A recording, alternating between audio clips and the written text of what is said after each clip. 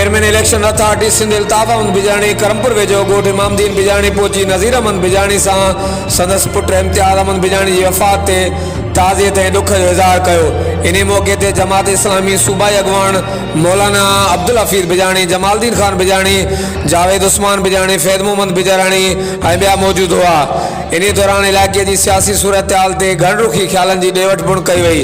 इन मौक़े ते chairman election authority Sindh Altaf Ahmed Bijani JDN web news सां ॻाल्हाईंदे चयो त मुंहिंजी कोशिशि हूंदी आहे त इलाइक़े समेत पंहिंजी बिरादरी जे हर ॾुख ऐं सुख में मौक़े ते शरीक थियां। हर वक़्तु आगाह लाइ ॾिसंदा रहो जेडीएन वेब न्यूज़ करमपुर।